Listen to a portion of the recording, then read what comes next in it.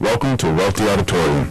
In the event that the building has to be evacuated, please follow the instructions of staff members and exit the building using the nearest exit. 2 exits are provided on the left and right sides of the auditorium, and 3 exits off the main concourse. Once you exit the auditorium, please proceed directly outside and turn away from the building.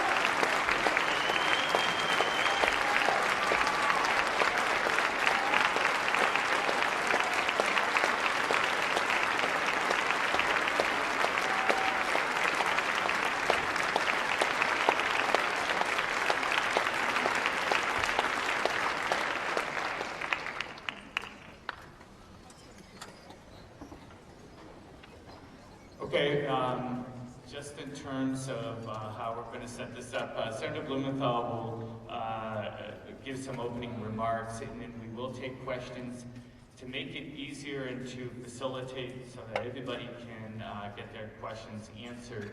We'll have 2 microphones, and what we'll do is we'll have people line up on each side, and then we'll alternate the questions.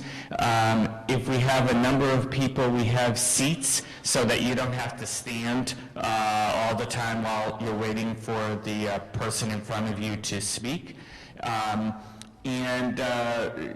If we can try to keep the comments relatively short so that we can try to get as many people to be able to ask the questions, that would be great. So with that, I will turn this over to Senator Blumenthal. Thank you all. Thank you. So here we are, live in New Britain. Thank you for coming. I am so grateful to everyone for being here today. I know it's a Sunday, and a lot of folks have important stuff to do, but your being here is a powerful message to me and to others around Connecticut, in fact, around the country. And it's the same excitement that I saw in the Women's March in Washington, in the rally that I've attended, and all of the emails and calls that have been coming to my office. If I say nothing else to you that you remember here today, it is you are making a difference. You are making a difference. Every one of you is making a difference. Now, I come back every weekend to Connecticut to stay sane. I have, throughout my 6 years in the United States Senate, almost never missing a weekend back here. But staying sane now is more difficult than ever before. And I don't want to make light of it, because we are in one of the most serious times for our democracy. Our generation will be tested as never before. Never before have we seen the conflict and chaos that exists right now in Washington. Never before has an administration been under investigation for contacts with a foreign power before the inaugural that may have influenced the outcome of an election. In fact, an attack by Russians on our very democratic institutions, under investigation right now. And never before have we seen the kinds of conflicts of interest that exist in Washington at so many different levels, from the very top down. So we are in the fight of our lives. We're in the fight of our lives because we're fighting for your lives. And we are fighting to preserve Social Security and Medicare. We are fighting, literally, to preserve our planet from the climate change deniers. We are fighting to preserve the Affordable Care Act.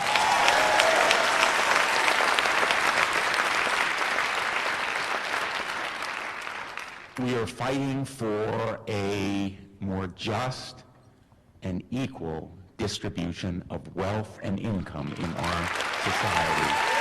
And let no one doubt, decades after Roe v. Wade, we are fighting for women's health care. So when people say, what are you fighting for? What matters? Those issues are, and others, are basic core principles. And we will draw lines in the sand, we will fight tooth and nail, we will make sure that we preserve our democracy. And that means not just those programs and policies, but also a free press. Never before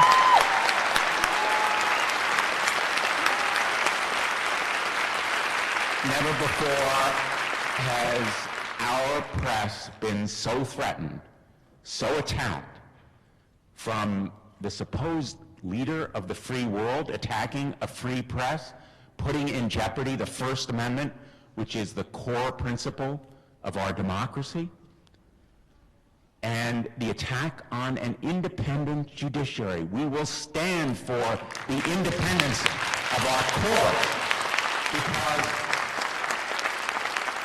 we saw, literally, just within the past few weeks, the courts are a bulwark against overreaching, unconstitutional threats. In this case, threats to a constitutional right to religious freedom. A ban on Muslims is simply intolerable. Religious preferences in setting immigration is unacceptable, and the courts protected us from that overreaching.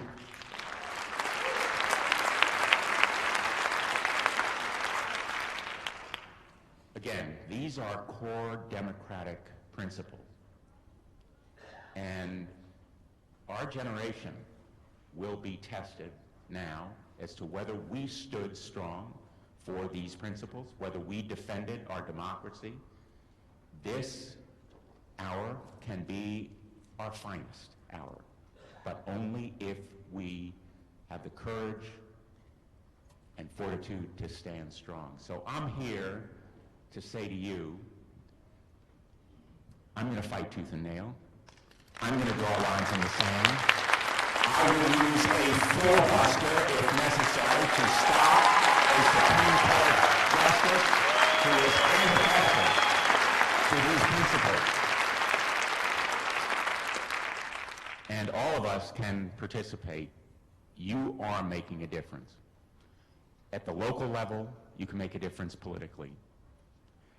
At the congressional level, 2018 is fast approaching, and our delegation is a great delegation, but there is nothing to prevent you from crossing those borders and going after a few of my colleagues who haven't seen the light as yet. And your involvement, your participation can make a critical difference despite the avalanche of dollars that we see going into this political system, the corruption that results from the lack of campaign finance reform, which we need in this country. We need to change the system of campaign finance. So I'm going to ask you to give me your comments and your questions. I'm going to take them back with me to Washington. I'm going to hold more town halls all around the state. We had a great one yesterday in New Haven, and this turnout is phenomenal. This turnout is phenomenal. Thank you for being here. So I will try to answer your questions, and if I can't, I'm going to be honest and say we should talk some more. But I also want to say that what I do as I go around the state every weekend when I come back is most important, listening. There's an old saying, God gave us 2 ears and 1 mouth, so that maybe we do a little more listening than talking. My 4 children haven't quite gotten it yet, but I think the most important thing we do in my position, any of us who are elected or appointed, is to listen and try to reflect on what you tell us and try to reflect what you tell us in what we do. So I am here to listen as much as to talk. And I really want to thank all of you for being here to talk and to listen, because this kind of conversation is what is best about our democracy, that we talk to each other and we can come together and listen as we're going to do today. Thank you all for being here. Thank you. So, why don't anybody who has a question get in line and we can start.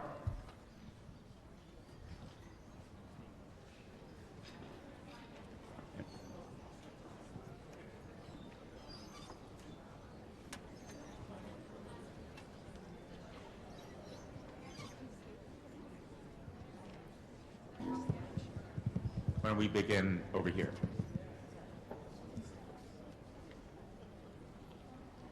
Senator, good afternoon, and thank you for taking time out to do these town meetings. I'm Edward Morris from East Lyme. Friday afternoon, I was upset to no end. I was furious. I almost took the train down to Washington myself out of New London. And a friend of yours and mine cooled me down, and I set about to doing other things. And what I was upset about was remembering when I was a 13-year-old young man in 1938, a man by the name of Adolf Hitler had seized the press in Germany after he was elected president. He became the head of Germany, and that day he started rounding up the Jews, citizens, and put them in concentration camps. But the press, seizing the press, reminded me of what went on in Washington Friday. That 2 paid employees that you people pay prevented the people from the Los Angeles Times, the New York Times, and CNN from entering your house, the White House, where the press corps was there. And this was a breach of the free press. And it's got to stop.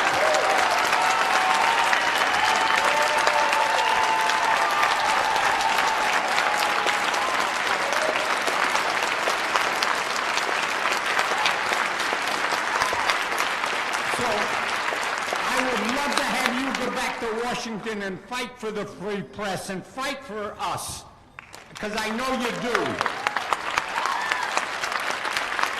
Thank you, Ed. Thank you. Thank you, Ed. You know, I began by talking about the attack on the free press. And let me just put it very bluntly. To exclude some of the press and favor others, in my view, is a violation of the United States Constitution. It was done, as Ed has said so well, it was done on the property of the United States of America. That's not Donald Trump's hotel. That's our property as taxpayers. So for them to exclude some press, to discriminate against some they don't like because they are telling the truth, that is a violation, in my view, of the United States Constitution, and they cannot be permitted to do it.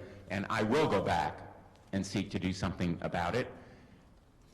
As with other aspects of what Donald Trump has done, there are pretty clear questions about legality. The compliance, for example, with the constitutional provision that he cannot accept benefits from foreign powers, the emoluments clause. That's a conflict of interest that deserves some review and a potential violation of law. As Attorney General of the state of Connecticut, as you may remember, I was pretty out front on enforcing the law and pretty aggressive. And so that's the kind of view that I think is tremendously important. Ed, thank you very, very much for raising it, and we are going to pursue it. Thank you. Senator Blumenthal, thanks for coming. Can everybody hear him? Why don't you? Thanks for coming. I appreciate your having a town hall. I also appreciate your work you're doing for us in Congress. I often feel when I call your office, I'm preaching to the choir. But as I have heard and you've reiterated, it does make a difference that we call even though you're on our side. The choir needs preaching too. It seems so. I have a statement I'd like to make, and I understand that the Republicans have obstructed the Obama administration for the last 8 years, and they basically took the seat from Merrick Garland, and we'll see if that actually works. But I'm thinking that we need to think of the future, in that I believe the policies and the directions that Steve Bannon and President Trump and the leaders of the Senate and the House have taken are going to be their downfall in 2018 for Senate and House seats, and also for the seats in 2020, as well as the presidency. So I'm thinking that the Democratic Party needs to be seen as a leader in forwarding the democratic process. Obstructionism on the part of the Democrats is not going to work for us. There are some things that absolutely we do need to stop. And I mean, I think that the issue with the press is a good one. But there are some things I believe that we can work together with the Republicans and show that we, as the opposition party for the ones in power, even though we are coming from a weak political position, can still have influence on the legislation that comes out of this. We can't have any kind of enactment of progressive legislation on our own, but we certainly can influence that which we can work with the Republicans on in bilateral legislation, so that we can be seen in the future as the party of leadership, the party of keeping the democratic process in place during these hard times. Well, that is a really important point, that we need to pick our battles. And yet, there are so many battles to fight. You know, I have voted against most of the nominees. I have voted against the congressional resolutions that roll back environmental protections and gun violence protections. I will use the filibuster because I will use every tool at our disposal. And so many of the policies that have been articulated so far by this administration have trampled on fundamental constitutional principles. We need to stand strong. We need to stand strong on those constitutional principles. So, you're right, we are in the minority, but we can still fight. And, for example, if we have the law on our side, we need to show everyone in Washington, including the President of the United States, nobody is above the law. And so, on immigration, for example, the court said basically, you come to us with a ban on entry into this country that gives preferences to one religion or another, or forbids people from Muslim majority nations, which is in effect a Muslim ban. Nobody told me that's not a Muslim ban. That's a violation of our United States Constitution. People came to this country. You know, we were in New Haven yesterday. People came to the colony of Connecticut. They came to the United States before it was the United States to escape persecution, religious persecution. My father came to this country in 1935. He was 17 years old. He came to escape Nazi Germany. He saw the rise of Hitler, and he told me, as I was growing up, about how Hitler shut down the press, shut down the courts. The road to dictatorship has to be blocked. And so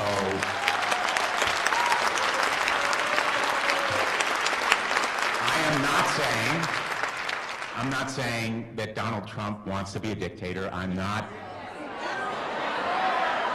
Well,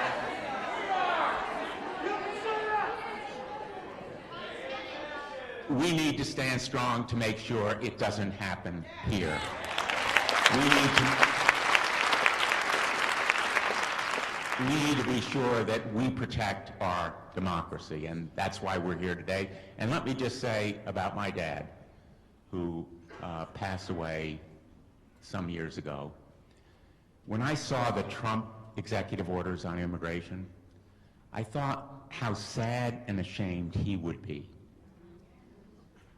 He was a proud American. He loved this nation as much as anybody. And how ashamed and sad he would be to see a religious ban. And it's so fundamentally antithetical to who we are as a nation, a betrayal of American values. We are a nation of immigrants. We should not be rounding up people simply because they are undocumented. We should not be doing mass arrests and mass detention. It is a waste of resources. It fragments our nation. It rips apart families, and it rips away fundamental rights. And so I agree with you. We need to stand strong for what we regard as those basic principles, those core principles that are at the center of our democracy. Thank you.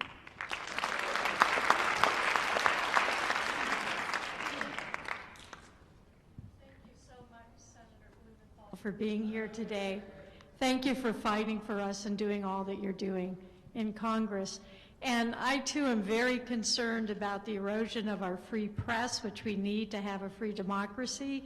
And my question is, there's so many issues to discuss, but what can we as individuals, besides coming to rallies like this, what can we do as citizens to help protect our free press and also to disrupt and stop the influence of big money in our political system? Thank you. The kind of energy that we have in this room, we can put to work at the local level. There are elections in this year, 2017.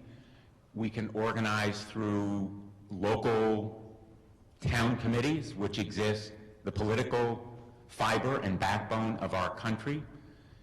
We are at a time where I think people need to make choices. and need to devote the energy and thought that they have at that level, at the congressional level, at the national level in 2020. It seems like a long ways away, but we can begin organizing now, and that's what's key to overcoming that money. Now, I know from my personal experience that money isn't everything. I overcame an election onslaught of negative advertising when I first ran. I don't even want to think back to that experience, but money cannot buy elections if people are on the right side. And people, we know, and the best lesson is the recent Bernie Sanders movement, that people can organize and they can make a difference. We need to put that energy to work. Now, that's the political side. But there is also another side. On issues, there are great organizations. On environment, the National Resources Defense Council and Environmental Defense Fund. On women's health care and privacy, NARAL and Planned Parenthood. Get involved in those causes because they have political arms as well, and they need your help. They can mount the legal action with your help. They can organize the rallies with your help. They can go to work on lobbying with your help. Some of the most effective work by advocates down in Washington are the days when some of these groups organize their members to come to Washington because it sends a message, creates a presence. And I come back to the local level. Nothing is more important than you're talking to your friends and neighbors. A lot of them voted for Donald Trump, right? You need to make that difference going into this next election, and I mean this next election, 2017, 2018, because that's when we can send a message. If you are able to talk to them, even in an age of social media, you know, people talk a lot about the modern technology. There is nothing so effective as one person talking to another face-to-face at the supermarket, at the schools, at the churches, at the synagogues. I know it sounds old-fashioned, but in my view, there is nothing so effective as one human being relating to another. And your energy, your passion, your caring are what can make a difference. That's the way we all can make a difference. That's the beginning of an answer. I don't have a final answer, but I'm going to be working on better answers as we go along, because that is the critical question of our time. How do we make a difference? Thank you. Senator, thank you very much. Peter Beaupre from Farmington Valley Indivisible and founder of DemocracyUnite.com. Farmington Valley. I want to talk about Russia. But first I want to follow on to what you just said. I think you said something that's very important that we should all listen to, which is the importance that each of us has right now in reaching out across the aisle, finding somebody who we can have a conversation with, who perhaps we can persuade. And so when I think about Russia, when I think about foreign interference in our elections and in our government, I think of, here's an issue that should be nonpartisan, right? Here's an issue that we should all be able to join hands on and stop what we believe is going on. And so then I see the committee, the Intelligence Committee that's formed to investigate. And we start reading stories over the weekend that members of that committee were approached by the White House, were asked to kill the story. Perhaps they are trying to kill the story. I'm not exactly sure. My question is, what confidence do you have in the work that the Intelligence Committee is doing to investigate Russia and foreign interference? Great question. That is a central question. Thank you for asking it. The Intelligence Committee is investigating the Russian hacking and the interference with our election. The attack by the Russians was an act, and excuse me for being blunt, an act of warfare against our nation. It was an act of cyber war against our nation. And it was not an accident. It was premeditated, well-planned, part of an overall propaganda and misinformation campaign that the Russians mounted. And they're doing the same now in France and Europe and elsewhere around the world. Somebody says to you, well, you know, we spy on each other all the time. What's different here? This was not just spying. It was not espionage. This was an attack on our democratic institution. And we need to take it as seriously as we would a threat of nuclear warfare or aggression in Ukraine or the buzzing of our destroyers in the Black Sea or the mobilizing of missiles in violation of the 1987 treaty, all of which Russia is doing right now. So we need an investigation that is independent, objective, and transparent. And the only way to do it is through an independent special counsel or prosecutor. So one of my questions, you know, I was the first senator to say I was going to oppose Jeff Sessions as Attorney General of the United States. And one of the reasons was he would not commit to me. He would not commit to me that he would recuse himself, take himself out of this investigation, because he's a confidant of President Trump. How is he going to do an independent investigation? He has to take himself out of it, and we need a special prosecutor. Because this criminal wrongdoing could go all the way to the top, and we need someone who will follow the evidence wherever it leads. And I say that I've had a fair share of prosecuting experience, and I know that a prosecutor or investigator or a counsel who shades the truth or fails to follow an investigative trail is ultimately going to fail at providing justice. So I was one of the first to call for an independent special counsel. 11 of my colleagues joined me in a letter calling for it. The Democratic, or a good number of Democrats, are now for it. And here's the good news, to answer your question directly. A number of my Republican colleagues now are joining in this effort. I am going to work to create a bipartisan groundswell in the Congress in favor of an independent investigation that can do justice, uncover the facts, and make them public. Now,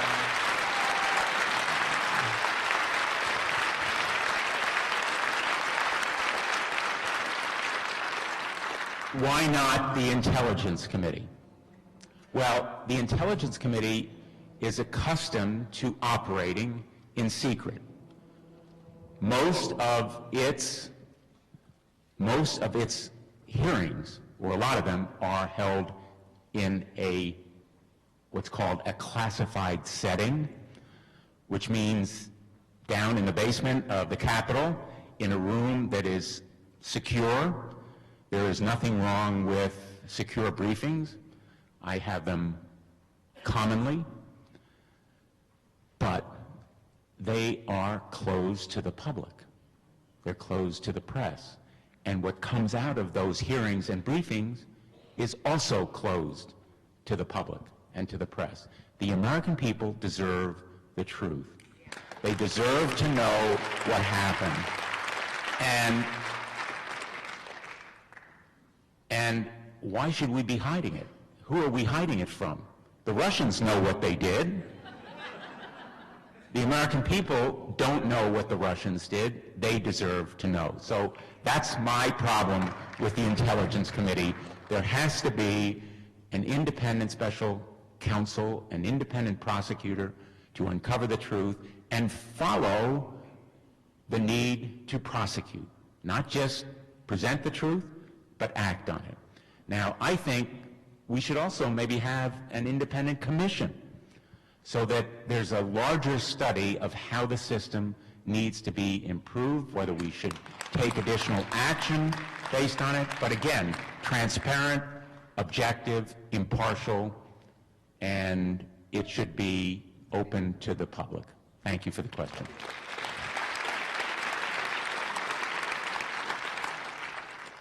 Thank you for being here. The gentleman before me asked my question, so I was going to sit down, but then I was just thinking. It's my understanding that the Attorney General Sessions has to appoint the special prosecutor. I don't know. I could be wrong about that. If that's true, clearly it's a tough road ahead. So, you know, what would you suggest we do to bring forth pressure, and what can you do personally? I'm glad you didn't sit down because that's a great question. Jeff Sessions cannot be counted on to appoint a special prosecutor. There should be legislation, if necessary, to appoint one, and we need to follow the same route that has been done before. The special prosecutor, as you know, is not a completely novel or original idea. It's been used before, and it should be used again. And I know when I was a federal prosecutor, and as state attorney general, we sometimes had to have someone else take that role, and if necessary, we should pursue legislation. And what you can do is make clear to my colleagues that you want it to happen. That's why Republicans are coming across to work with us. And I want to be very clear. This threat to our democracy is not a partisan issue. And I know, or at least I hope we have some Republicans here. This is not a Democratic meeting, and it's not a Republican meeting. This is about the future of our nation. This is about the future of America. And on an issue of national security, we should be coming together as a number of my colleagues, Senator McCain, Senator Graham, others in the House, Darrell Issa, I believe, yesterday or the day before, came out in favor of a special prosecutor. There will be a groundswell here if you make your views known. Thank you. Call, write, flood the internet, all of the above. To us, you know, preaching to the choir is not a bad thing, but also talk to your friends and neighbors about their congressional representatives. In other states, talk to family members. You all have family members who live in other states where they need a reminder about how important this issue is to the future of our nation. Senator Blumenthal, I just want to say thank you for taking the time to come to this great university. So my name is Christopher Marinelli. I'm chair of the Social Justice Committee here on the Student Government Association. And thanks. I'm a Teach for America Corps member, and I'm just a guy, but I like to think that I can say on behalf of the student body, you're always more than welcome here. And so the second point of being a Teach for America Corps member is kind of my statement, which will lead into a question. But the past 4 years here, it has always been my expectation that upon graduation I'll enter public service. That's just something I've always wanted to do, something I've always aspired to be a part of, whether it's the Peace Corps, Teach for America, AmeriCorps, United Way. And I'm very humbled and excited to say that I'll be teaching elementary school in Hartford as a Teach for America Corps member this coming fall as a graduate. Which leads me into my question. There's recently been a potential list of programs that will be cut by the White House, and that includes the AmeriCorps grant. This would devastate these programs. It would definitely directly affect Teach for America. And one way or another, whether this is cut or not, I fully commit to the program, and that's something that I plan to follow through with. But it's I can't think of a more patriotic program than representing the United States in Peace Corps or Teach for America. And I guess my question is, what expectations are there right now between the Democratic and Republican members of Congress to uphold this program amongst the cuts that are kind of being floated around? And is there anything that we should be doing besides just calling and getting involved in the local political process to kind of make sure these programs are maintained? Another really critical question. Thank you so much, and thanks for your service at Central. I really appreciate the invitation. I love coming here, and I will come back, as I do often, to meet with students. We all are involved in public life because of role models we had and because of examples of leadership that we follow. And the Peace Corps and Teach for America, AmeriCorps, these kinds of service organizations give people of all ages, by the way, not just young people, but particularly young people, my 4 children who have become interested in public service, although they're not involved in these programs, give them a way to make a difference and to begin careers of public service, of civic engagement and involvement. They are fundamental. So I'm going to continue fighting for them because they make a difference to the young people who are taught, to people abroad who see Americans, and that's the way they regard this country, as the way they see those young Americans who are idealistic and caring and generous. So they are essential to our fiber as a democracy. But there is a larger issue that's at stake here, even larger than those programs, and that is the future of public education in America. Now, I don't know whether we have any teachers here today, but thank you. Thank you. I voted against Betsy DeVos as Secretary of Education. I spoke against her on the floor of the Senate. I worked to convince my colleagues, and we came close to defeating her. The Vice President had to break the tie, and we need to hold her accountable because she wants to privatize large segments of education, which would be disastrous for the future of our young people, the young people who will go into those programs like the Peace Corps. This is a really critical fight. What should we be doing? Talking to school boards about the importance of supporting our teachers, involving parents in their school system. You know, democracy and elections are kind of like a muscle. If you don't work at it, the muscle degrades, right? If you get in shape and you do it every day, and I did mine this morning, I figured I might need it to get through the day, your muscles disintegrate. So democracy is the same thing. The harder you work at it, the better your muscles. The more you exercise, the stronger your stamina is going to be. And these kinds of programs help build our democracy, and working at the local level is a way of building those muscles that eventually we're going to bring to bear in 2018 and 2020 to take back our nation. Thank you.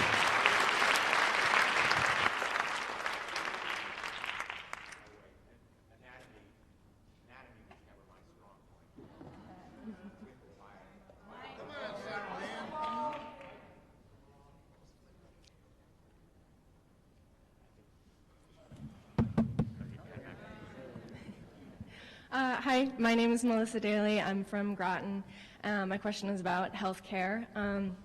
In discussions of trying to save the Affordable Care Act, there's been a lot of talk about certain provisions like pre-existing conditions, which is crucial, obviously. But there's been a lot less discussion of one of the other crucial provisions, which is coverage for maternity care. I'm thanks. I'm self-employed. I've been purchasing my own insurance for the last 10 years, and prior to the ACA, it never covered maternity care. And now I'm trying to have a baby, and because if I'm lucky enough, that'll happen in 2018, I don't know if I'll have insurance coverage for it by the time that I give birth. And just thinking about all of the million things that can go wrong during pregnancy and at childbirth and how I would pay for that while I'm home on unpaid maternity leave is terrifying. So I wanted to ask you if maternity coverage is something you're consciously fighting for in your discussions about the ACA. Great question. And the simple answer is yes.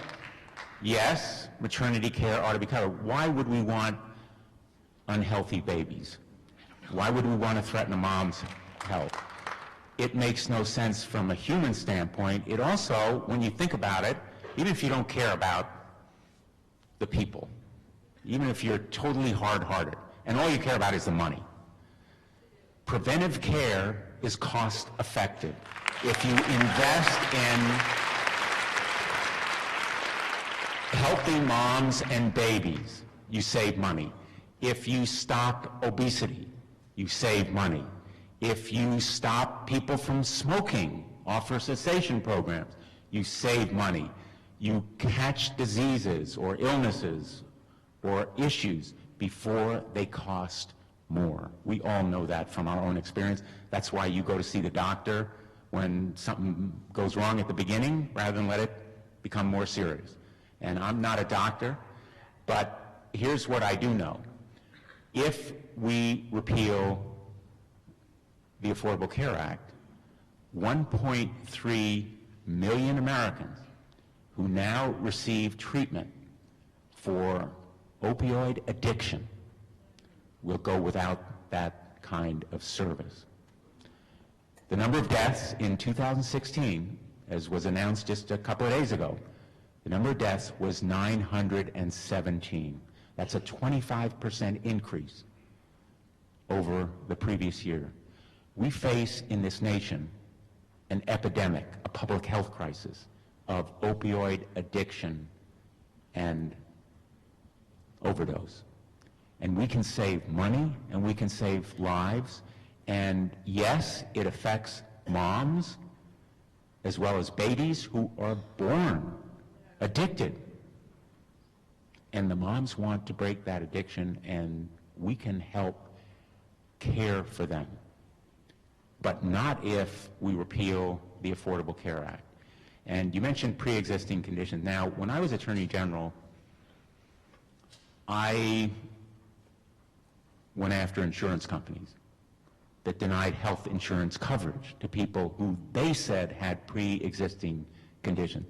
I don't want to roll back the clock, go back to those days when people were turned away from coverage for, I'll give you just one example, a brain tumor, because the insurance company said, well, that person had headaches 5 years ago. That was a pre-existing condition. That's not humane, and it's not cost-effective. I don't want to go back to the days when women were charged more simply because they were women. $1 billion more every year. I don't want to go back to the days when children couldn't be on their parents' policies to the age of 26. I don't want to go back to the days when insurance companies wrote the rules, made the rules, enforced the rules. We can be better as a nation. In fact, I think we should be talking not about repealing the Affordable Care Act, but improving it in exactly the way you have suggested. And by the way, why not a single-payer system? I support it.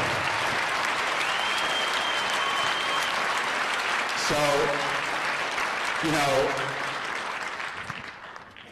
let's continue this progress toward making our system better, because right now we have a failing healthcare system. Despite the Affordable Care Act, it can be improved.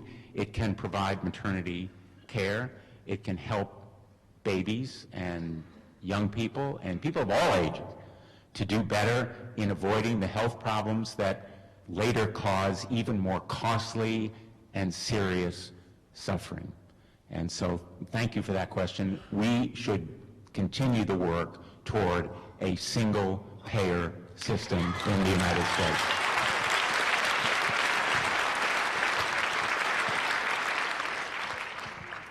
Good afternoon. Thank you for being here today, Senator Blumenthal. My name is Lex Rodriguez, and as a first-generation Mexican-American, I want to take a moment to show pride and support for comments against Trump's executive orders on immigration. You talked about campaign finance reform and income inequality. What do you think about the DNC voting down the resolution to reinstate Obama's ban on corporate donations to the Democratic Party? How can we be the party of the people when our party keeps taking money from corporate interests? After this and the backlash from Allison versus Perez, how do you think you'd manage the tension within the party without dismissing the concerns of the progressive left? Now more than ever, we need to find a resolution within our own party so we can have a combined strength to take on the Trump administration. Well, thank you for the question, and thank you for raising both the immigration issue and campaign finance reform. And the two are linked.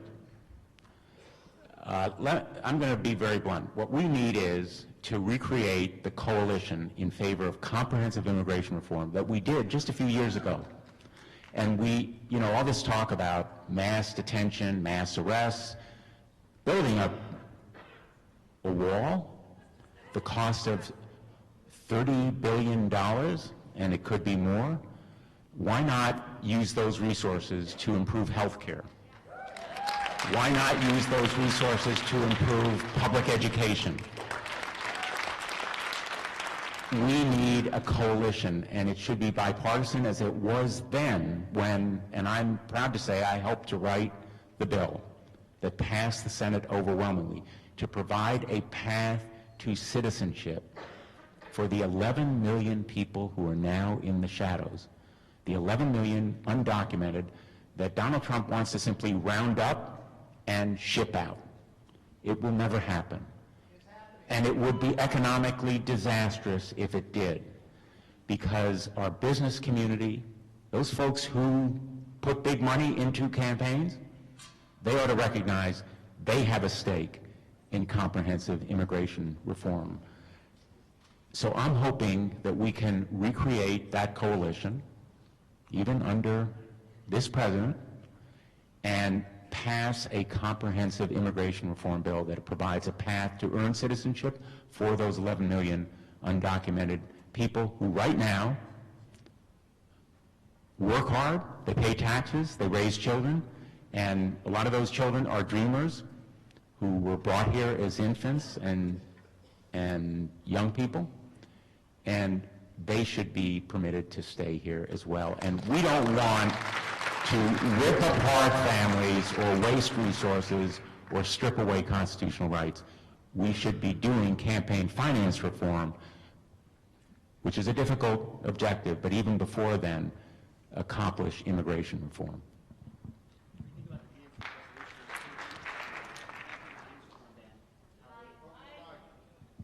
have to speak up.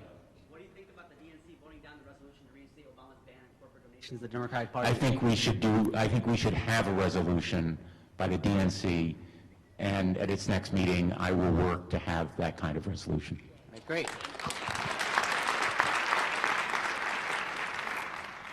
Good afternoon, Senator. Can you hear me? Okay. I am old enough to have lived through Nixon's Watergate. I realized at that time how much an obstructionist John Mitchell at that time was the Attorney General.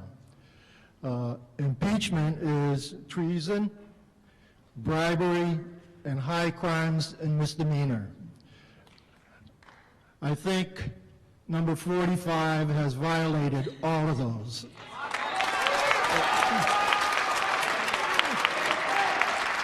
How long will it take to get him out of office? Back then it took Nixon 2 to 3 years to get out of office. We need to get him out now. I think it's too much of a sacrifice for us to go to 2018 or even 2020. This is our lives. This is our country. This is not his. So we want impeachment now.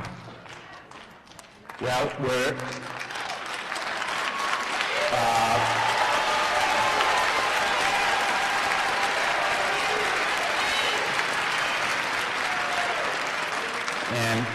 take your point. The first step, whether it's impeachment or anything else, is to uncover the facts, to build the evidence, to put together the case. That's why we need an independent prosecutor. That's why we need a committee that operates openly in the United States Congress and transparently and impartially, and it should be bipartisan. And I'm not predicting impeachment or trying to tell you when it would happen, but what I'm saying to you is the most important step we can take right now is an independent special counsel who will operate objectively and transparently with bipartisan support. That's the next step.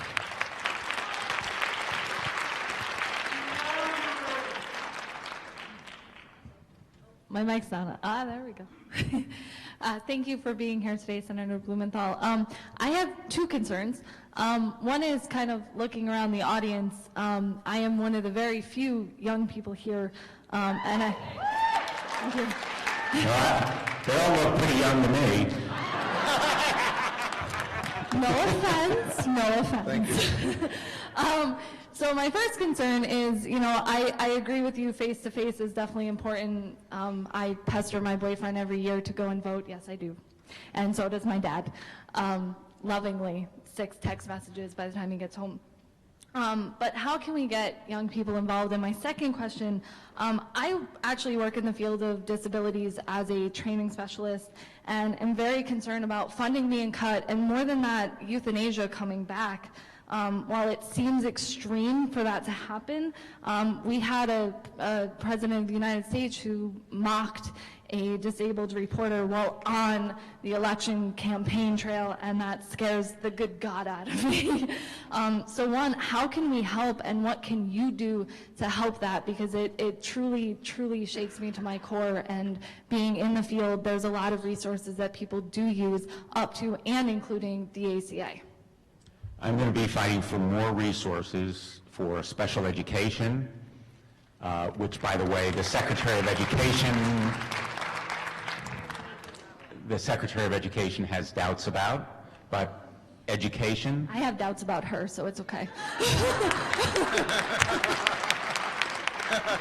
And we're going to hold her and the administration accountable.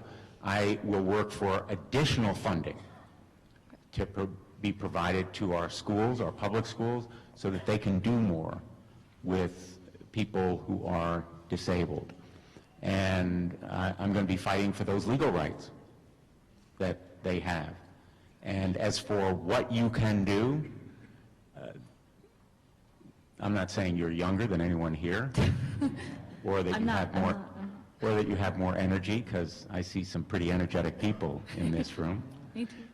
But putting that energy to work at the local level, I know I'm repeating it, but in town committees, through the political process, you can make an enormous difference by making phone calls, writing letters.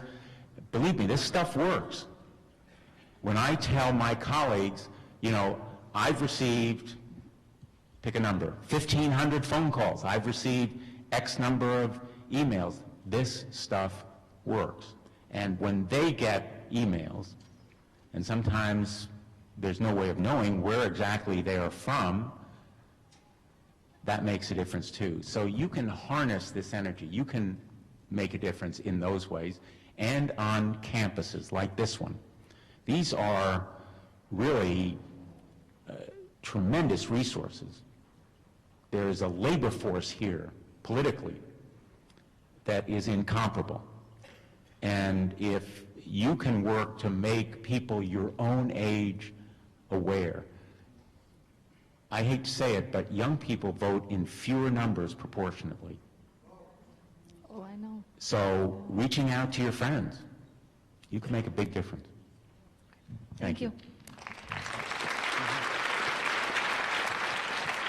Thank you, Senator Blumenthal, for coming here today. My name's Mike Brocken. I'm a resident of New Britain. I appreciate you coming here. I'm also a veteran, and I want to say I really appreciate the work you've done on behalf of veterans. But what I want to say that we have a president, and I'm still having a hard time wrapping my head around that, that is so irresponsible, incredibly irresponsible in his actions, that tweets out things like, we should have took the oil.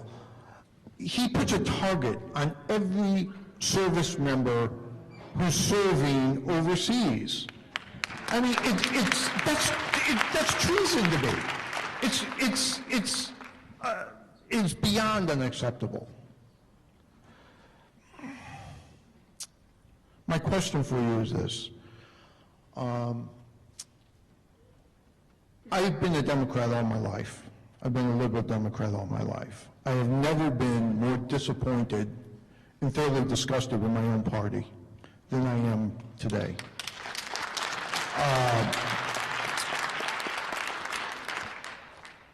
We need to clean our own swamp. The corporatists, the big money interest in our party, who hijacked the DNC, used the DNC as an arm of the Hillary campaign, and coronated Hillary Clinton, a corporate apologist, basically, and a horrible candidate for president that got us Donald Trump. That's why we're here today. And I want to say something about the media too. We have a corporate media in this country. It's not a free press, it's a corporate press. It's a press that has an agenda. Okay, and that agenda is to keep the people who are profiting, the corporations who are profiting, to keep profiting. And that's why they wanted Hillary Clinton. That's why they wanted the status quo in the first place. Oh, I'm sorry. Okay. Would be on this side. Is it coming from over there? I think it's coming from over there. Move that mic towards the audience. Okay. My question, sir, is this. What are you prepared to do to clean our own swamp? To clean our own... We had an opportunity yesterday to elect Keith Ellison as the chair of the DNC. But instead, we put another corporate guy in charge. If we don't clean our own swamp, I'm afraid that the Democratic Party is going to become irrelevant. If you want these young people to come out and vote, we need to represent the young people. We need to represent the people, not the corporations, but the people. And as long as the Democratic Party continues to take corporate money, big corporate money, and big corporate donations, we will never truly represent the people. And what are you willing to do, sir? What are you ready to do to clean our own swamp? That's my question. Thank you. Well, I'm going to be working, question was asked before about the resolution. I will be working, could everybody hear the question, by the way? Really, really important question. I will be working to achieve reform within our party in the way we choose leaders, in the way we accept contribution. We can provide a model. We can't disarm unilaterally, but we can overturn Citizens United, which is why the Supreme Court's important. And we'll take comments afterward from the floor. These folks have waited a while, but thank you. But here's something that I think is fundamental. We've had too much from the top down. We need to build from the bottom up. We need to reform from the bottom up. What should we have learned from Bernie Sanders and from all of the grassroots movements, the activist movements that have succeeded over recent history? That fundamentally we need to organize at the grassroots level and listen. I keep coming back to that word, listen. Listen to what you have just told me. Listen to what others would say, The applause you got is a signal to me about where our party should go. We are still feeling our way after this debate. It happened just a couple of months ago, and believe it or not, Donald Trump's only been in power for 5 weeks. It seems like 5 years. But we need to adopt the approach that you've suggested, which is reform, change, and that should be a lesson of this election, that all of our institutions, including the Democratic Party, need reform and change so that they better respond from the bottom up, not from the top down. And that's what I'm going to be urging Tom Perez to do. I think he could be here today. He should go around the country in these same kinds of town halls and listening sessions so he hears from you, not through a pollster, not through a consultant, but directly from you. And since I'm talking to a veteran, let me say to you, thank you for your service.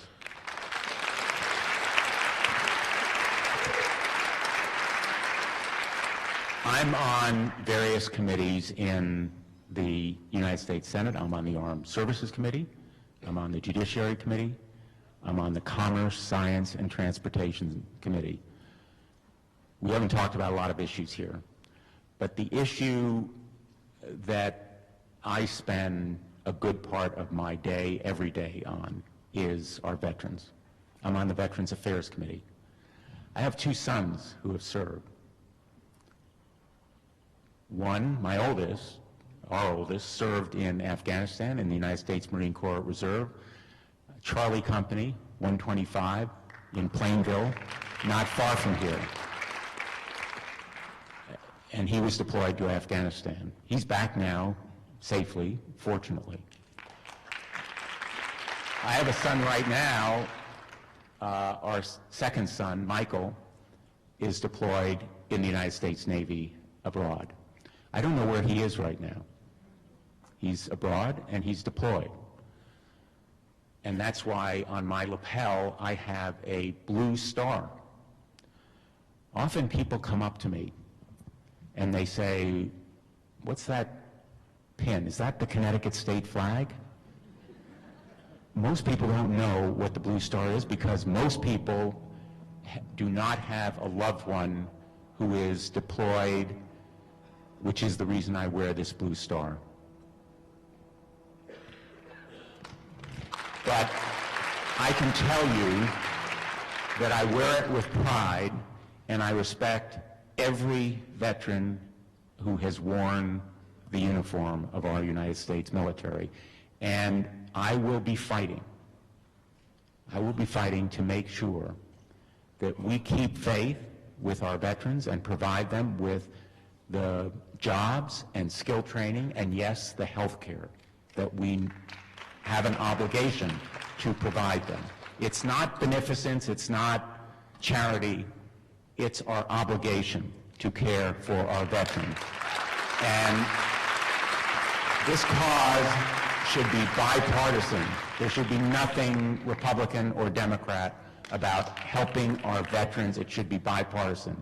And just to give you an example, John McCain and I've worked a good deal with John McCain on these issues, worked for a bill. It's called the Clay Hunt Veteran Suicide Prevention Bill, named after a veteran who also was a Marine, came back from Afghanistan, and took his own life. Took his own life because he suffered from post-traumatic stress and other invisible wounds of war. And the VA failed him. Our nation failed him. Senator McCain and I successfully sponsored this bill, bipartisan. It passed the Congress.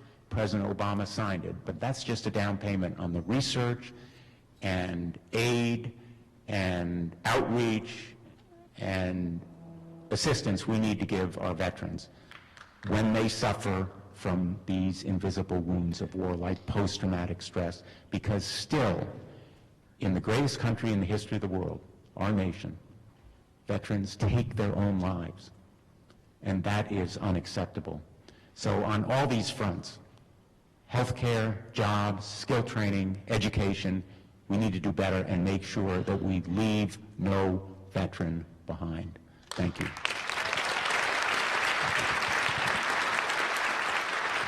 Hi, hello. Hi, Senator. My name is George Gould, and I'm from West Hartford. And the question I've got has to do with the Supreme Court. Mostly because of all the demonstrations and protests and things that have happened, I started reading or rereading the Federalist Papers. And number 47 was written mostly by James Madison, and it talks about the separation of powers and how concerned he was about somebody gaining control of all parts of the government. And not only do I think that the Supreme Court nominee is important, but in my view, looking at it right now, it seems to me as though we are maybe one vote or one member of the Supreme Court away from being very, having tyranny become an extreme potential that could happen very easily if that vote happens and Mr. Gorsuch becomes the new nominee. But you think about the other issues. I mean, it's not just the Supreme Court, it's, you know, our protections right now for immigration, for women's rights. I mean, all of those are issues that go before the Supreme Court. And if we have somebody or some group, even if it was all Democrats, I think it's very dangerous. And our forefathers really were very much against somebody or some organization controlling all of the branches of government. This is extremely scary to me, more than probably anything else, because I think that all of the things that are important to me and my family and my grandchildren go through that office. I think that it's wonderful, and I want to thank you for saying, you know, that you're going to filibuster the nomination. And people can cheer for that. But here's the thing. We've got Mitch McConnell who's standing there talking about a potential of the nuclear option. We've got the president egging him on to even do that. And when I've asked other people about what it is that we can do in order to stop this nomination from happening, what I get is you got to organize more. Well, I think that might be the only option at this point is we need to have not just a demonstration of 1 million people that go to Washington when this issue comes up. It's got to be 20 million or more or less, but there needs to be something more than the option of we've just got to get better organized, because it's going to be too late. We need to do something now, and I'm hoping, I'm turning to you right now, because I asked this question of Senator Murphy. I know him by Chris, so, and he basically said, you know, we've just got to keep organizing. Well, okay, but what else can we do in order to prevent this from happening? It's very scary. Well, I've said to you, and I will say it again, I will use every tool. I will fight tooth and nail. I will use the filibuster to stop a Supreme Court nominee who is out of the mainstream. And talking about Neil Gorsuch, I met with him, and essentially he refused to answer my specific questions to him about where he stood on these key issues. Now, keep in mind that the president who nominated him, Donald Trump, said he would have a litmus test. In effect, a litmus test. His nominee was going to be anti-choice, to use his words, pro-life. He was going to be very pro-Second Amendment, which to me means he would work and defeat measures to stop gun violence in our nation. This has been central to what I've done as a senator and attorney general to stop gun violence. And very conservative. If Neil Gorsuch fails to answer those questions, there's simply no way I can support him, and I will use every tool that I have, including a filibuster. Now, the reason that I have to use a filibuster is we're in the minority. Again, just to be really blunt, the Republicans stole that Supreme Court seat. They did something that was unconscionable and violated the spirit, if not the letter, of the Constitution, because the Senate has a duty to advise and consent, not when it is convenient to do it, not when it's politically advantageous. It has a duty to advise and consent on the President's nominee of the United States Supreme Court when the President nominated Merrick Garland. They failed and refused their constitutional duty, and they stole that seat. Now, that's what makes me angry. That's what I find outrageous. And that's what keeps me up at night, because you are absolutely right. And we don't necessarily teach it as well as we should in our civics classes, or maybe it's just people aren't aware of it, but these Supreme Court nominees are going to be there for a lifetime, their lifetime. Somebody who's 49 years old now, I think that's Judge Gorsuch's age, he's got 30 years. He's going to be there when your baby is 30 years old. Think of it. And I'm not sure I'm going to be around, but I know that it will make a difference for generations to come. And it's not just on those issues, it's on so many issues that ripple across the country economically, affecting jobs and economic growth, affecting individual rights and liberties, women's health care, gun violence. The Supreme Court rules on all of them. And these lifetime appointees make a huge difference. The founders knew what they were doing. Checks and balances. That's how we're different. Ed has left, but to go back to the very first question, that's how we're different from Nazi Germany. We have checks and balances. We have a free press. But only if we keep them strong and vibrant. That's our job. And I'm going to try to figure out a better answer to your question, but the marches, the rallies, the calls, we need to convince colleagues on both sides of the aisle, and it is both sides of the aisle, that the Supreme Court is for keeps. It should be above politics. It should not be about Republican or Democrat. It should be about those fundamental principles. And again, getting in touch with my colleagues and enabling me to be a stronger voice. I was a law clerk to Justice Harry Blackmun on the United States Supreme Court in the mid-1970s, the year after Roe v. Wade. I've argued 4 cases in the United States Supreme Court as your Attorney General. I have tremendous respect and reverence for the court. It should not be dragged into the muck of partisan politics. We need to keep it above politics. And so I am hoping that we can make sure that we make those tools effective in potentially dragging the court down into partisan politics and undermining it as a check on unbridled power. Thank you.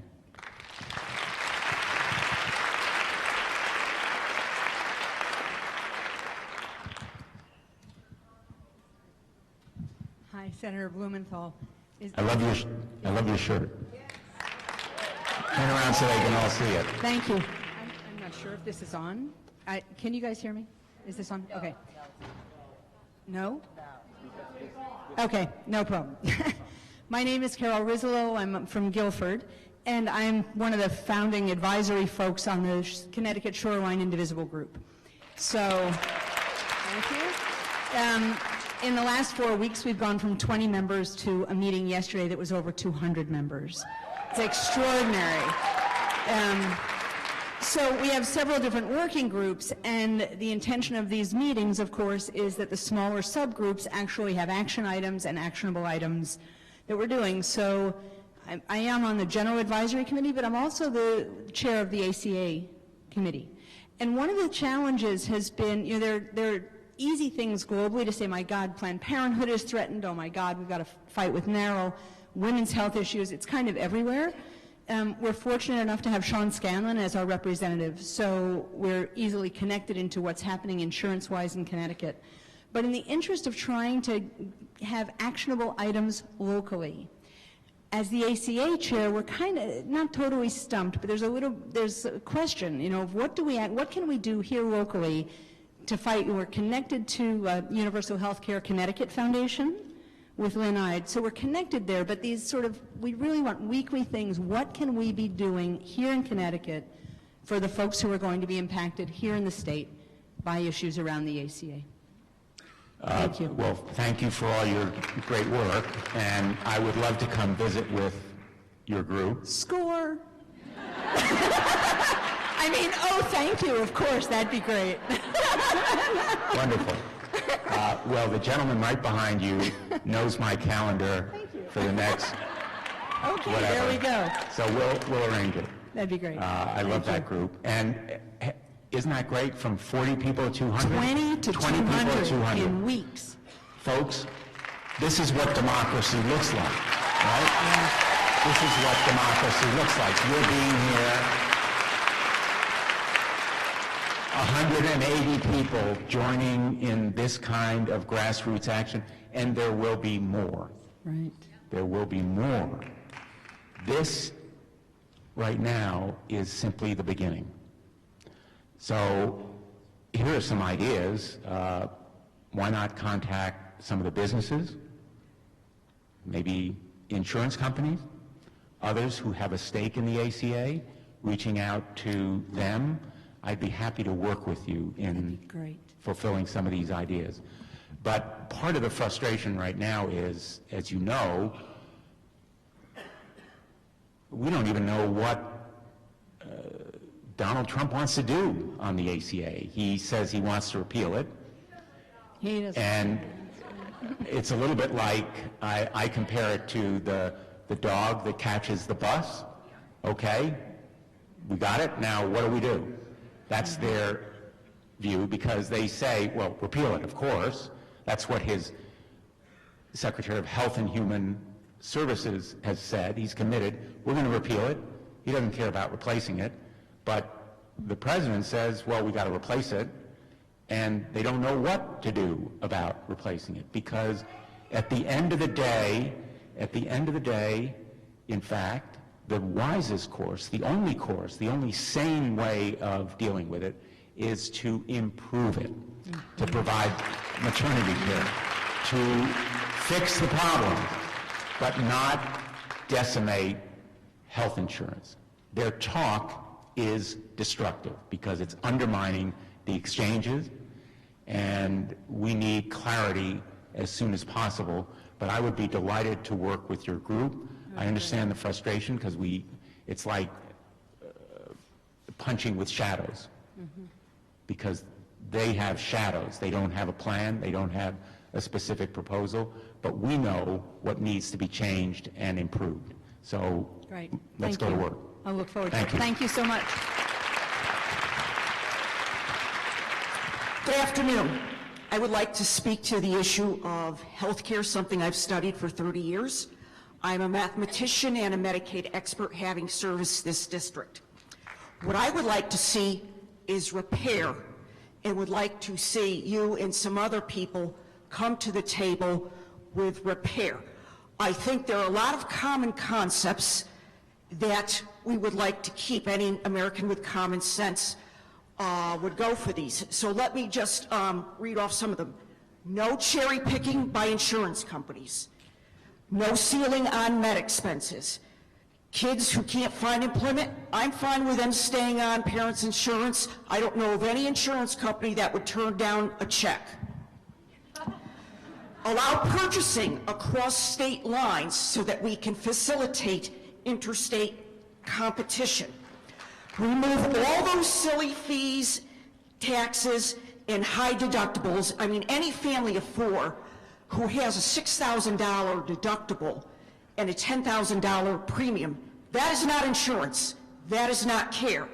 Do you know that there is a tax in the real estate conveyance tax for health care? That's a ridiculous place to put a tax. I would like to see numerous more options brought in besides this gold, silver, bronze, copper approach. Such things as something similar to the tax credit that President Clinton offered in his college tuition plan back in 1993, if you review that. Vouchers, subsidies, HSAs, it's fine with me, but it's not a one-size-fits-all approach, because that still involves a deductible, and there are a lot of people who do not make the money to build into that, and then there are those people like me with pre-existing conditions. So that's just one avenue, but it shouldn't be the whole avenue for people.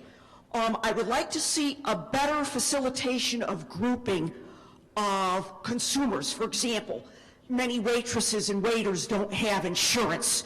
Group them into the National Restaurant Workers Association or the National Dairy Mart Association.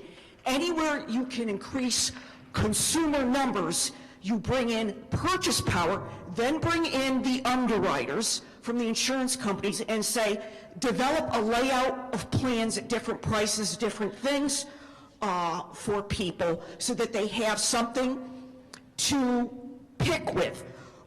In terms of Medicaid, I do say you should keep those limits that were put in, because most of you don't know, but to qualify for Medicaid, you have to be extremely poor. I'm talking poorer than poor.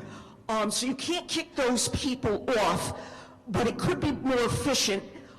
This state leads the way in developing Medicaid waivers, which were for specialized disease groups. And it's been a model for the country, I know, because I've administered those waivers, and I think it would be a good thing for the rest of the nation to follow on. And when you get some time, I would like you to check out House Bill 314 to see if indeed that is maybe the repair bill. I can't tell from the legal language if that's sort of what we may be looking for. Thank you.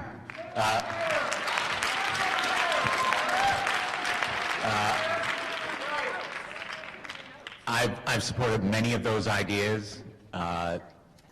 They're great ideas. They all ought to be considered. I'm not going to go through each one because we got folks still waiting to ask questions.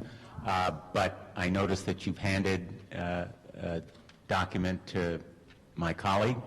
And let me just say, single payer ultimately will eliminate a lot of the issues that you have raised, but repair is the right word, repair, and not repeal. So, let's move forward. Thank you.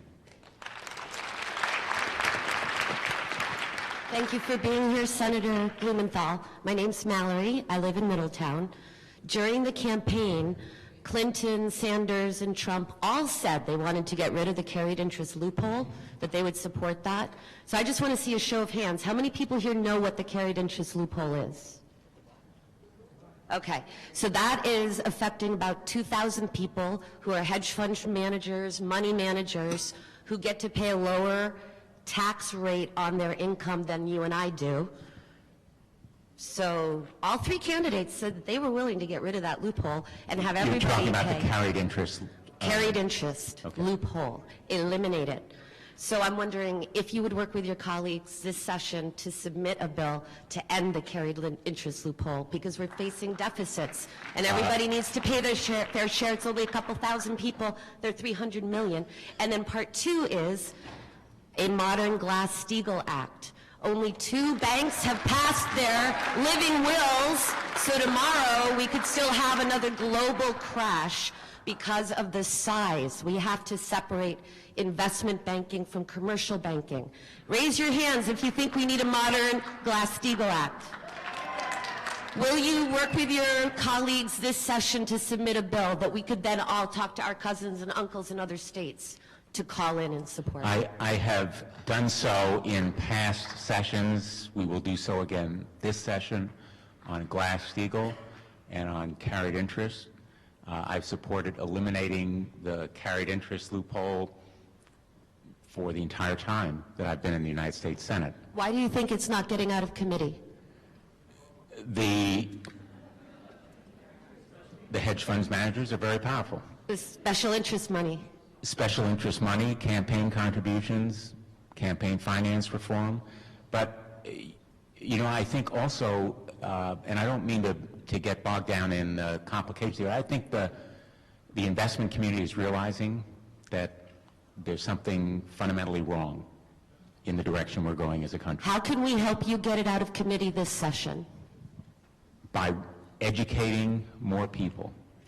A lot more people know about Glass-Steagall than they do about carried interest. Can I just say, patrioticmillionaires.org. You can go there, there's a link, one click, you can mail your legislators and then share it with your cousins and uncles in other states. And just so everybody knows, since I talked about educating, the carried interest loophole basically enables certain kinds of income to be treated as ordinary income. To be treated as capital gains, when in fact it should be treated as ordinary income so that it's taxed at a lower rate. What kind of income is that? Well, it's the income that certain investment managers, hedge fund people, receive as a result of increases in the wealth that they manage. So it really is ordinary income.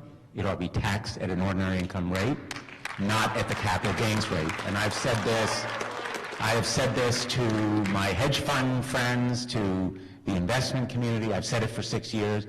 I've fought for legislation.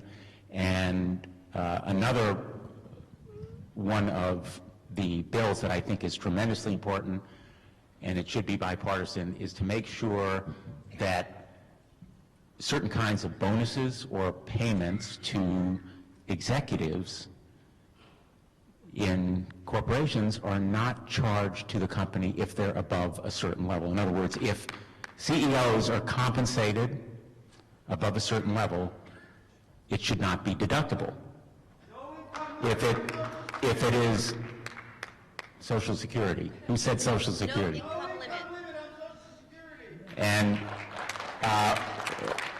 you know, ordinarily I wouldn't recognize that comment because you're not at the front of the line. But let me just say about Social Security, there should be no means test, no increase in the age limit, and another tax measure that we should implement, we're talking about taxes, is to raise the payroll tax cap that now exists that would eliminate any question about the solvency of Social Security. Which side are we on?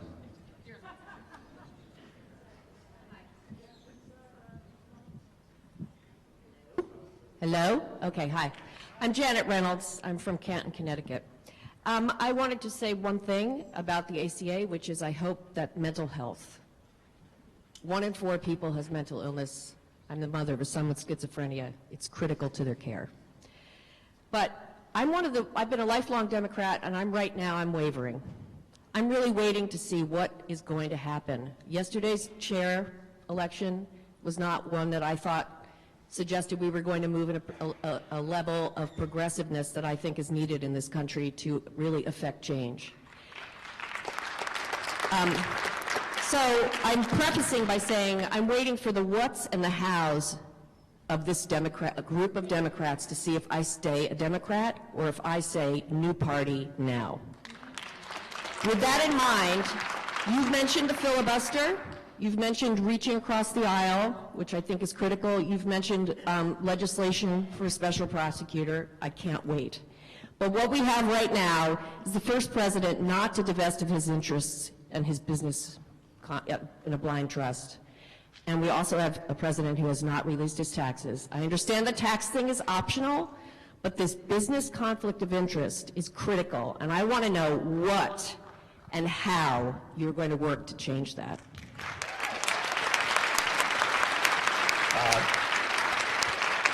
Thank you for the question. First of all, mental health. This is critical. as Attorney General of the state of Connecticut, I fought for legislation for mental health parity so that mental health would be treated just as physical health is. It is equally deserving of insurance coverage, and this idea of parity is so critically important, and Connecticut passed a law before the federal government did. And our law was a model for the federal government. I know because I worked with Senator Kennedy, Ted Kennedy, and Patrick Kennedy when he was in the Congress to pass the federal law that provides for mental health parity, but it won't work without sufficient financial support, which is the point that you're making as part of the ACA. We need to continue the financial support and enforce the law.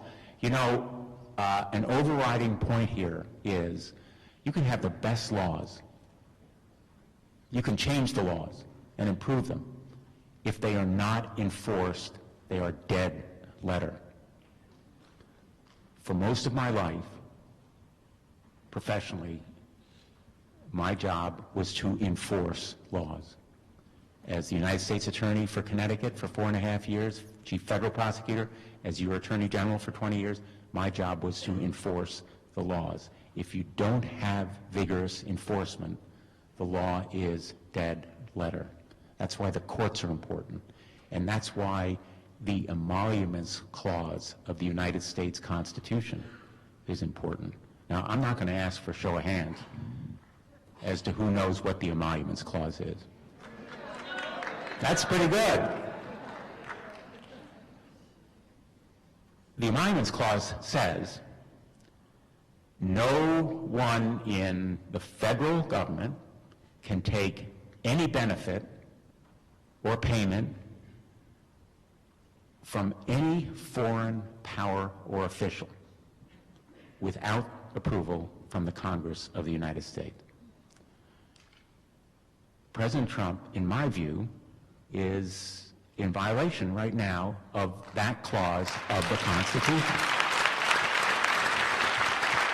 So your question is, what are we going to do about it? Right. And the answer is, we're building a case. One of the legal problems is, as smart as the founders were, sometimes they provided a prohibition without an exact route to enforce it. So the question is, who has standing in the courts to enforce the emoluments clause? Because I'm not holding my breath for Jeff Sessions to do it. So can anyone else do it? Well, one lawsuit has already been brought. There's a question about their legal standing, but we are trying to determine how best that clause of the United States Constitution can be enforced if, in fact, Donald Trump is violating it, and we're building the case.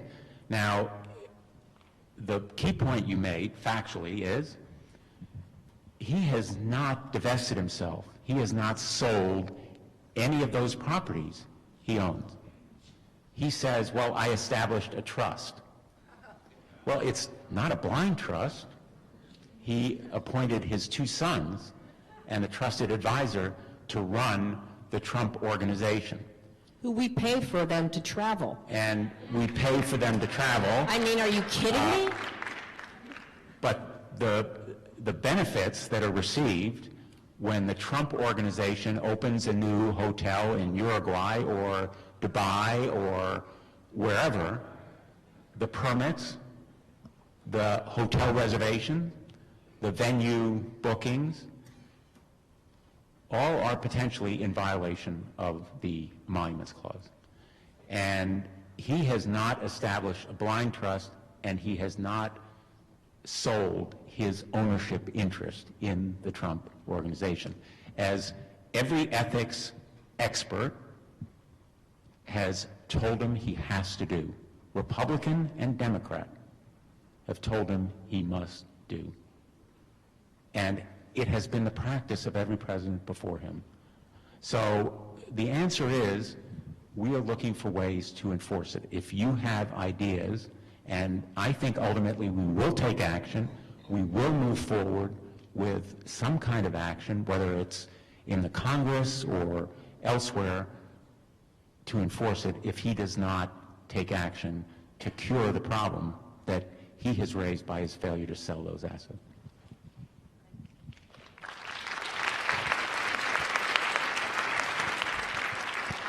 Okay, thank you. We were going for an hour and a half here. We should be closing up, but we can extend this another 20 minutes. We can take as many questions as we can. We will have people going down the line of those standing. If you want to write down your questions and your contact information, we will absolutely get back to you. So we'll try to speed this along for the next 20 minutes. I'll try to be shorter in my answers. With the ongoing threat of the repeal of net neutrality, how do you plan on protecting it, especially with the new Trump pick for the FEC head?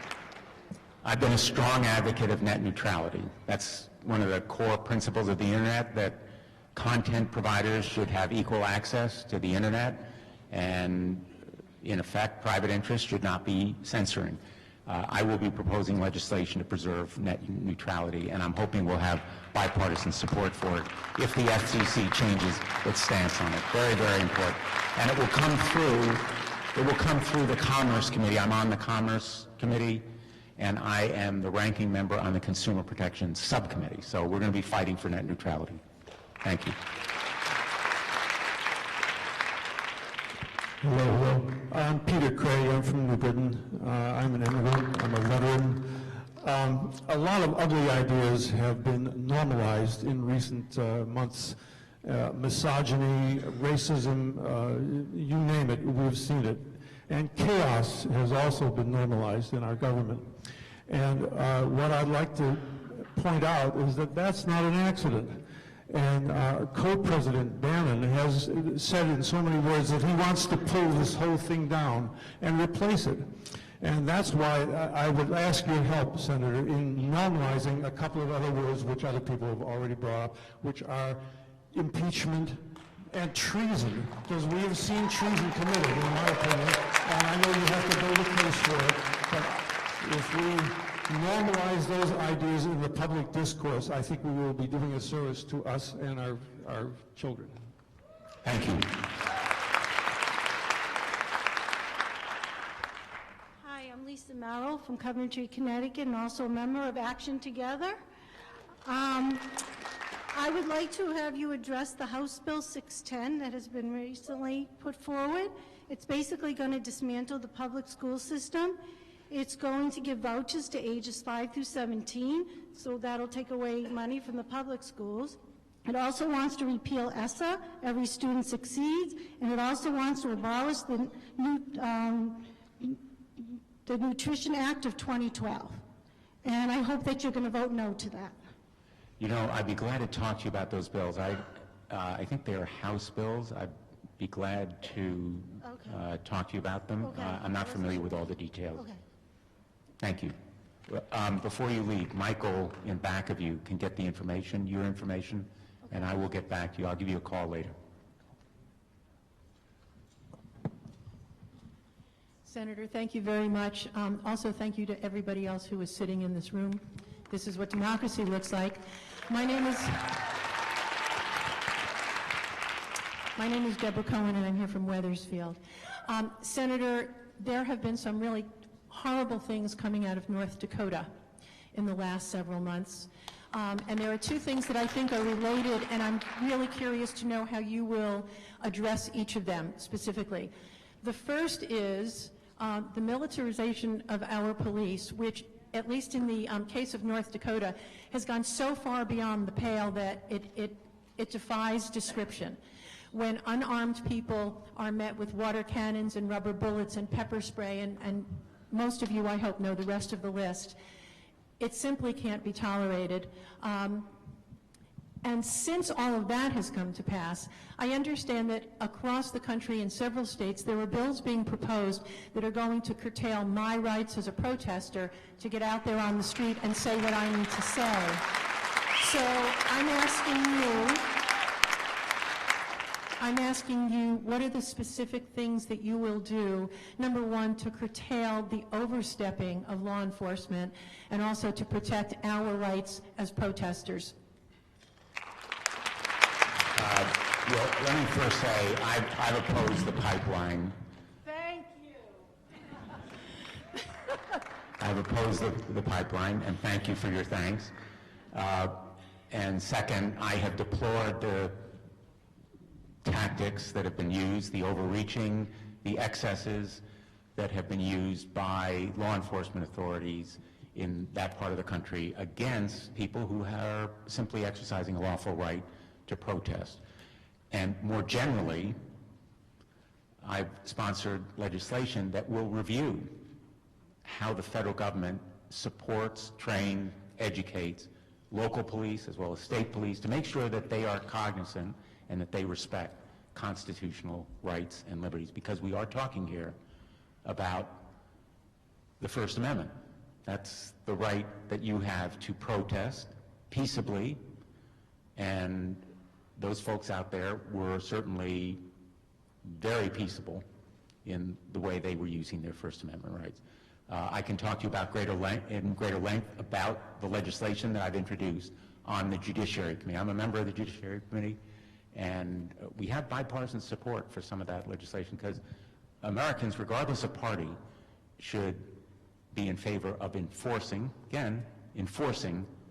the Constitution. Thank you. Good afternoon, Senator. My name is Victoria Minervino. I just want to say, first of all, thank you. I'm now 20, but when I was a senior in high school, I hosted a pancake breakfast for my brother-in-law, who was a veteran, who was in boot camp when we declared war, and he was injured on our own soil. And you came to my breakfast, and you knew my name. You knew my dad was a drill instructor in the Marine Corps. You knew that I was going to Central. So thank you on behalf of our staff, or our students and faculty here. But the issue now is my brother-in-law, who I held the breakfast for, he uses VA benefits. And without VA benefits, my sister and him would be paying $500,000 a year for his medical help. So as it's taken it down, his pain doctor retired because he didn't want to work under Trump. And then there was a hiring freeze. So currently Brett has no pain doctor, and he's running low on medication because he goes for 3 months at a time. So I want to know, from the VA side of things, what is your plan to do with the hiring freeze, and also the VA in general with people who use it for chronic illnesses? Well, thank you for that question. You know, the VA in Connecticut provides a lot of people with really first-class medical care. And there are a lot of really dedicated people who work at the VA. By the way, the VA has the largest proportion of veterans who work in any federal agency. There have been problems with delays, and there are problems with the hiring freeze. And I believe we can provide an exemption for the VA in hiring. And I'm working with the new VA Secretary, David Shulkin, whom I've known for many years. I believe he will be an advocate for it, because we need to enable every veteran to get the care she or he needs. And by the way, it's she as well as he, because the number of female veterans is growing, because the number of women in our military, fortunately, is growing. So I've advocated better women's health care in the VA. If you, before you leave, give us the information about this particular case, Yeah. I would be glad to go to work on it, because we can often help. This is really the best part of my job, is to help individuals. People say to me, what do you like best about your job? It's when I can advocate for an individual, when I can help a specific person. That's what I did as Attorney General. That's what I do now. It is such an immensely satisfying part of what I do, to be able to help individuals in this way. And we can make the bureaucracies more responsive and make them listen. Make them listen.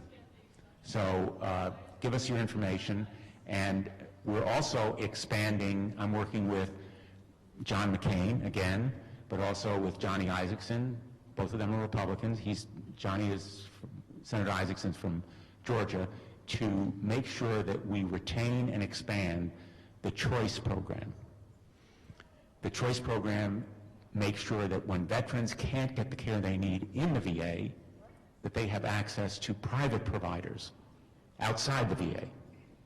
So that's another option that we need to expand and explore, not only for your relatives and others, loved ones here, but for the whole country, and I think we can develop more bipartisan consensus on it.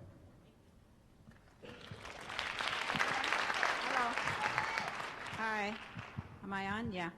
My name is Nikki. I live in Guilford, and as you know, I'm not a paid activist, but I think with all the meetings and the phone calls and the emails that we've all been doing, we probably should be paid. But I'm a physician, and I want the single payer like I can taste it. Yeah.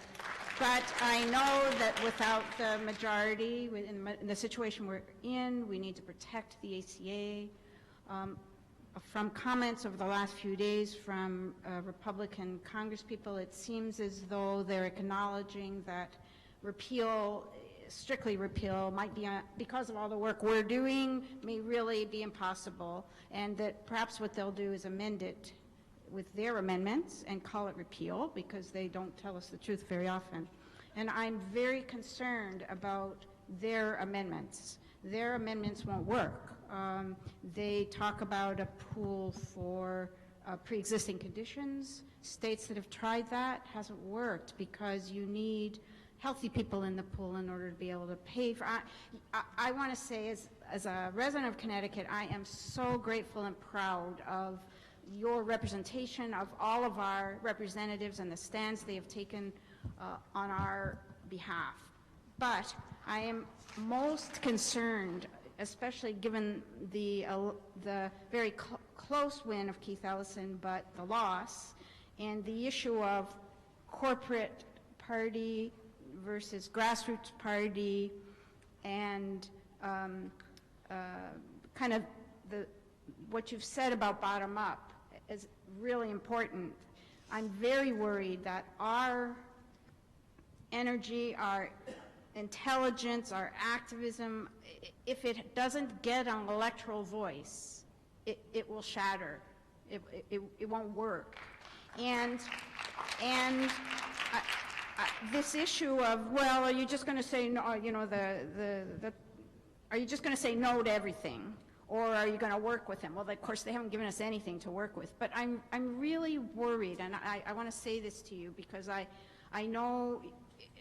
I believe you're on the right side on so many issues, but I can't imagine how hard it is to be in the spot of, should we just get the best we can, or is this a matter of principle? And we have to say no to this because it's just not good enough. You know, it's not on our side. It's corporate. It's not for the people. And I just want to say that not only is it an ethical issue about when to support fix-its and amendments, but you'll lose us. You'll lose us if you don't fight for us. And I'm worried. And I wanted to say that to you. Well, I'm worried too, because we face a tough time. When I say we, I really mean we. And I agree with you completely about their amendments. The amendments I've seen on the ACA are non-starters for me. Good. So I will draw that line in the sand. Good.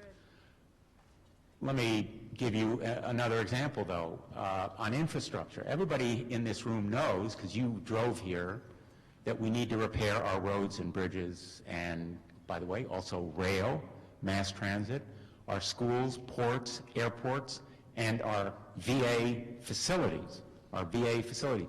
In West Haven, that facility was built in the 1950s. It is aging. It cannot support the most modern surgical equipment because structurally it is out of date. We need to rebuild our infrastructure. And I am hoping, very, very sincerely, that we can work across the aisle to make possible on the East Coast high-speed rail. If we have high-speed rail, we will create jobs and help sustain economic growth here in Connecticut. If we invest in our schools here in Connecticut, we can help guarantee the workforce for the future to work at Electric Boat. You know, I've worked hard to get contracts to build 2 submarines a year, to make sure that we sustain the F-35 and employ people at Pratt & Whitney, but we need to train and provide skills for the workforce, for our young people, so they can have those jobs. That's the kind of investment. The word here is investment that we need to make as a nation. And I hope it will be bipartisan, and I hope it will be without conditions or strings attached that make it unpalatable or unacceptable.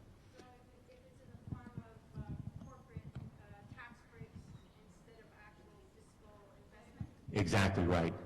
Anyone who didn't hear, it has to be investment through public financing, not by giveaways to Wall Street, not by tax credit.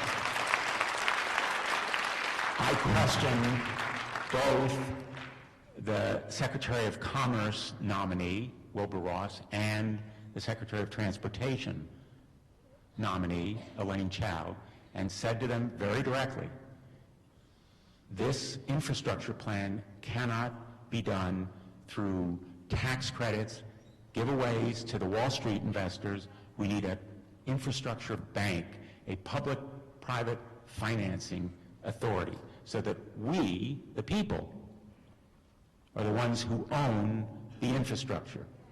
We don't want toll roads that are privately owned. Okay, thank you. We have time for 2 more on each side, and I apologize that we will not be able to get to everybody. We do have Emilio on this side and Max on this side with clipboards, and please, if you've got questions, go up to him, even if you're not in line, but you have other questions. I apologize that we're not going to be able to take all these questions. We will take them in writing. We will get back to you, and we will have more town halls. Promise. We will have more town halls. And, you know, I'm also going to be continuing to go to groups around the state, listening to people, because I recognize that town halls are not the only way that I can listen to you. So let's quickly get to these 2 last questions. Thanks. Hello. So because I know for sure in time, I really appreciate the chance to speak. Hi, my name is Akai Long. I'm a student senator here on campus, and one issue that's really important to me is you mentioned like core principles of democracy. To me, one of those should be education. You've mentioned a lot about what you plan to do with Betsy DeVos. You mentioned a lot about how you plan to invest in our future. But my question is, the governor has recently released a budget, and a bunch of leaders in my town, I'm from Cromwell, and we found out that public schools are going to be cut another $85,000. So one of the things is, do you support the governor's budget? Do you think we need to be really thinking about investing in our children's futures?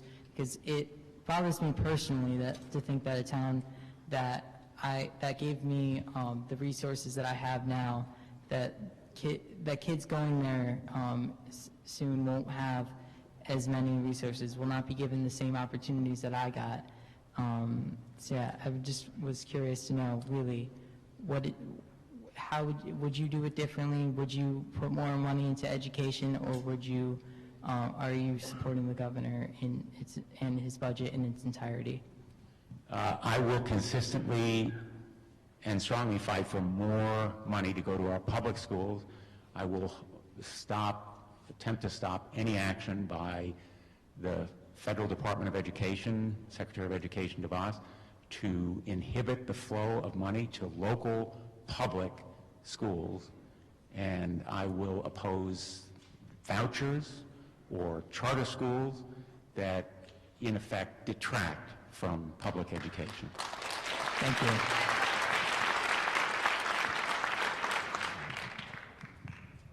Good afternoon, Senator Blumenthal. Thank you for being here.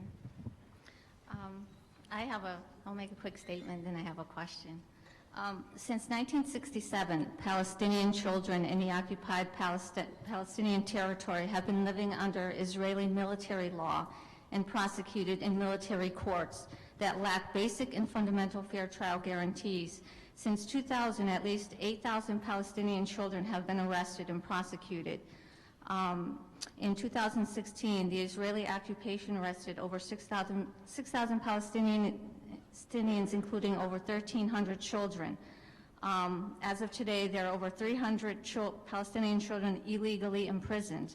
And my question to you is, and I ask you this with a pure heart, who has given you in Congress the authority to use our tax dollars as military aid of over $3 billion yearly to Israel to support their illegal settlement expansion, colonization, and brutal military repression of Palestinians, including children, which is in violation of international law, the Geneva Convention, and also the United States' own Leahy law that prohibits U.S. Department of State and Department of Defense from providing military assistance to foreign military units that violate human rights with impunity?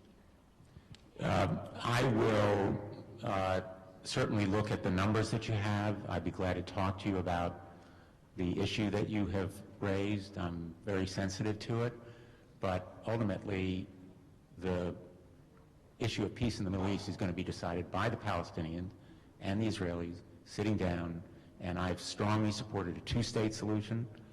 I believe that we should have clarity from the administration on what the policy is going to be, and I think that around the world our authority, our moral authority, will depend on how well we do here on many of the issues that we've talked about, because military aid and military might are not sufficient alone to protect our security.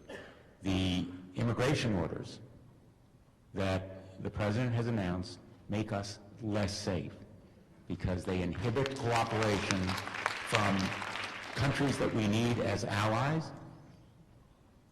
Muslim majority nation, a Muslim ban alienates them. It also makes us less safe by alienating sources of information within Muslim communities here in the United States that we need to counter threats by violent extremists. I would be happy to talk to you about the Palestinian situation. It's immensely complex, and I respect your point of view. Thank you. Senator Blumenthal, my name is Nancy Burton from Meriden, transitioning to Buckhampstead. I appreciate you're a proven fighter, and I want you to keep up the fight. I really do appreciate the work you've done, both as Attorney General and as Senator. And I'm really glad to hear your support of single payer and the Board of Universal Healthcare Foundation, and a provider myself, and I'm here to tell you the business of healthcare is getting in the way of the care of healthcare. But I'm going to go to a totally different track. You've actually answered partially what I'm going to ask, but it's very easy for us to sit here and criticize the Republicans. They've given us a whole lot to work with. But I do believe that the behavior of the DNC in the primaries was pretty despicable. And you've already addressed it to some degree, but I also know that you and every single superdelegate in this state was committed to Hillary Clinton before the primary even happened in this state. So you've talked partially. I want to know what you're going to do to make the DNC function more ethically in a way that's responsive to the people and follows those core democratic values that you've spoken to. Well, I will do my best in talking to anyone and everyone involved. I am one person. I have one vote in our nation. I am not... Super delegate, though you have a little more than that. I'm not even a delegate to the DNC. I'm not a member of the DNC. Delegate, weren't you? Were you not a... No, neither of us is a Neither of us is a DNC voting member. Right, but you were super delegates in this... We were delegates to the convention. Right, that's what I'm saying, you were super And we'll delegates. have another convention in 4 years. And I will see be the super fighting for delegates go changes, away. changes in the rules to make it more reflective of the views, as I think both parties should do. And when I said before, you know, we need solutions from the bottom up, from the grassroots, I really mean in every single way. In our party, we need to change rules if necessary to better reflect the folks who do the work, who come to meetings, who attend rallies, who go to marches. And that will make us stronger. So I will be part of that process. I'll be one voice. And at the convention, if we still have super delegates, maybe we shouldn't. Right? Thank you. But that's the way that I became a delegate, is by becoming a super delegate. In past conventions, I've also been elected, so I would be happy to consider, and in fact, I would support changes in the way we select our delegates. I appreciate that, thank you. So let me thank all of you. One more. Oh, you saved the best for last here. Hi. This better be a good one. I'm just kidding. No pressure. If you hadn't cut off the people behind me, I probably would have been a little happier. My name is Dr. Cy Baker Goodwin. I'm a former psychologist. Regrettably, the person who had the child with schizophrenia is gone. I would have liked to have talked to her. I'd like to thank the state of Connecticut for expanding the ACA to Medicaid. I had early symptoms of dementia from long untreated sleep apnea. I lost my job, I lost my house, I lost my family, and I lost my IRA money trying to pay off insurance premiums for care I did not get. And then I wound up being bankrupt anyway. So the only way that I am here today and able to be even partially coherent is because I was able to come up here to take care of 2 parents with dementia as an only child, and I got health care here. So thank you all for doing that. And the ACA is not just important, but I just have 2 quick things I wanted to say. One, I think that members of Congress, the House, and the representatives are representatives of the people, supposedly. As representatives of the people, I think that you should have no health care until everyone has health care. We are subsidizing your health care and we cannot afford our own. And I understand that you're on the right side of this fight, but when you go back to Washington and you talk to those Republicans, I would really like you to tell them that they don't get health care on our dime when we can't pay for it ourselves. I think that's just immoral. Thank you. One other quick thing, and this is just a little bit of snark. The people also, and I paid taxes for many years before I became unwell, we subsidize public housing for the President of the United States. If you run for president, you live in the White House, and if you want to live somewhere else, you pay for it yourself.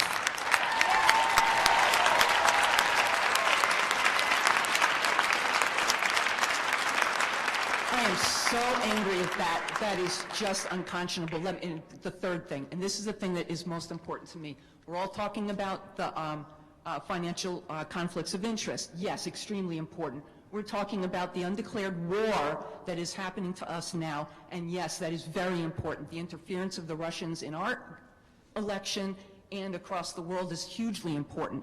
But the thing that I have been learning by trying to read now that I can think again is I am reading historians, and I am reading people like Chris Hedges and Kevin Cruz, and I am discovering, I'm late to the party, John Birch Society, the Council for National Policy, and the extreme I'm not talking about just conservative Christians. I'm talking about the extreme right-wing people who have stated their goal is to crash the United States. It is to crash our form of government. It is to destroy the Constitution and establish a theocracy. That is not what this country was founded on. They are the Mercers. They put Bannon into power. They put Conway into power. The DeVoses are part of the Council for National Policy. And I say we resist. This is America, not them. Thank you.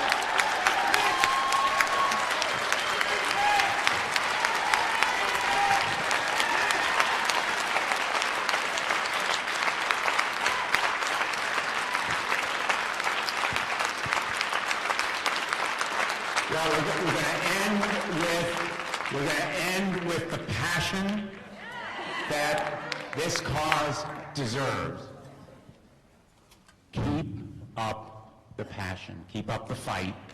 We need to work together and stay together and make sure that we preserve the Affordable Care Act, Social Security, all of the rights and liberties that are threatened now, including a free press, an independent judiciary, and women's health care, and